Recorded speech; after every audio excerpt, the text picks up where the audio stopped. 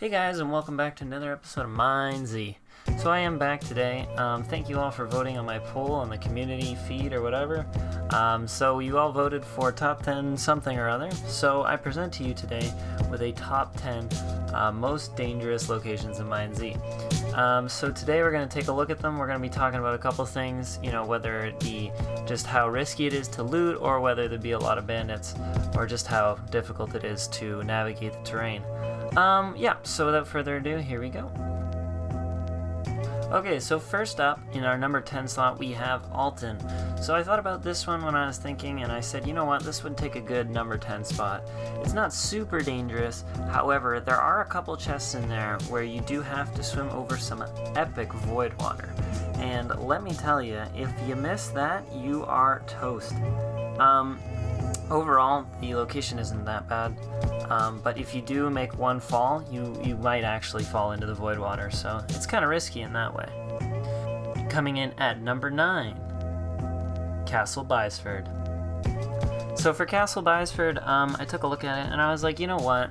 This is always a place that is super risky to go to, and people never really go there to gear.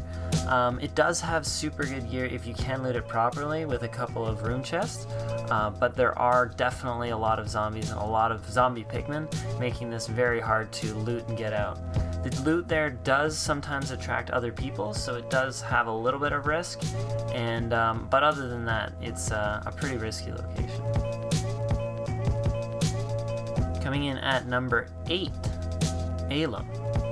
So for Alum, in my opinion, this is definitely a little bit more dangerous than Bysford, just because of the higher risk of people. I'm not necessarily sure how busy it is these days, but it's definitely been a good place to get potions and to gear up, and all around, just been a good area to be. So that does attract a lot of people, and with the risk of falling on these bridges, it makes for some interesting PvP situations, but also makes it quite risky to loot. The other thing to mention is, for some reason, it always seems like there's a pigment on top of Alum. I don't know if that's just me, but that does definitely show signs that there's lots of pigment to be found. Coming in at number 7, Grimdale. So I chose Grimdale for number 7 just because of how far south it is. It's definitely competing there for Romero for highest bandit count when it comes to down south. There's definitely a lot of people, which makes it really risky to go to on a public server. I find that the zombie count rate is really high as well, and overall, just because of how many people there, it's really hard sometimes to loot the potions chest, creating it a very difficult situation for when you are at low health and there's no good loot in town. Number 6, Tahosa.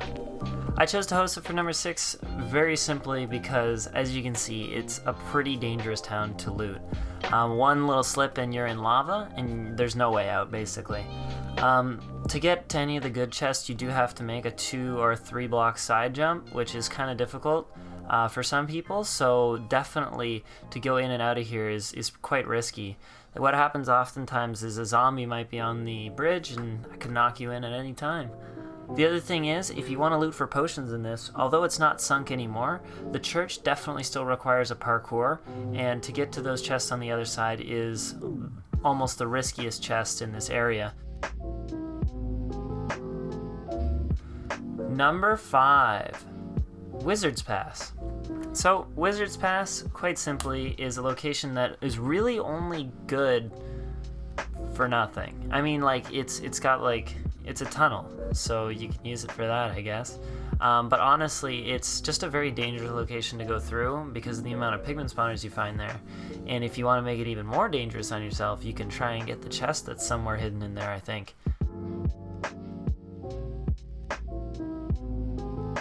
Next up, we have at number 4, Ghost Fleet. So I didn't really want to be choosing any dungeons because dungeons definitely scale, but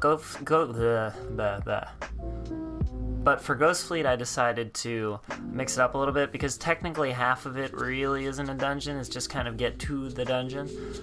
So I chose Ghost Fleet basically because obviously there's a lot of parkour, and there's zombies on the ships, pigmen can spawn, and there's no real gear in the area to restock or reloot.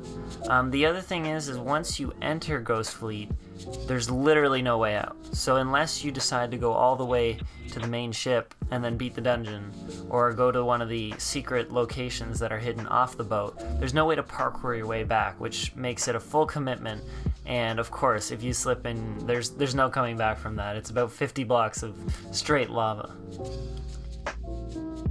Now we're down to our top 3. Coming in at the 3rd place slot, we have Hell Tree. So for Hell Tree today, I picked it obviously because there's a super high zombies pigment spawn rate, super high zombie spawn rate. There's lava everywhere, and you know what? Honestly, a lot of the chests are quite risky to get. If you look at all the ones that are on these spikes over here on the sides, it's definitely, you're risking your life almost every time you loot anything, unless you're up at the main tree.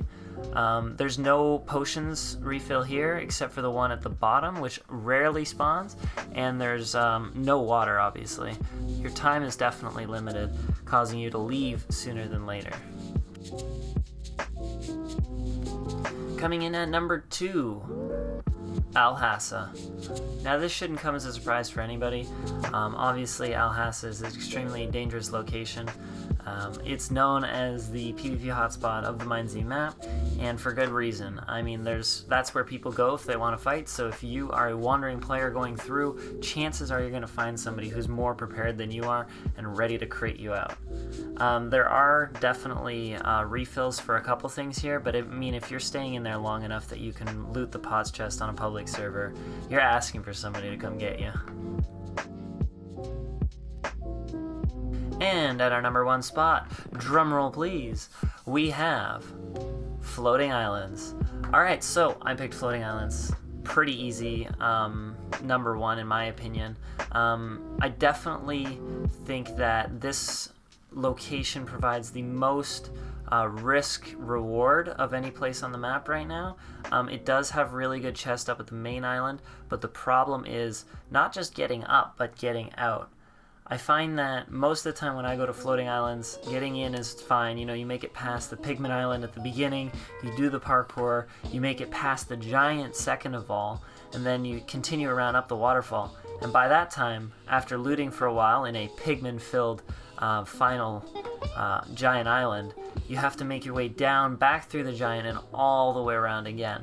As somebody who's a little more experienced, I would say that it gets easier as you practice, but definitely the riskiest location and most dangerous location on the MineZ map. Alrighty guys, so that was my list. Thank you very much for watching. If there was any locations that I might have missed that you might think would have made this list, please feel free to leave them in the comment section below. Hopefully I will be uploading once a month, 2 times a month, who knows, but we'll see. We'll see what school has for me. So thank you guys again for watching, and we'll see you all next time.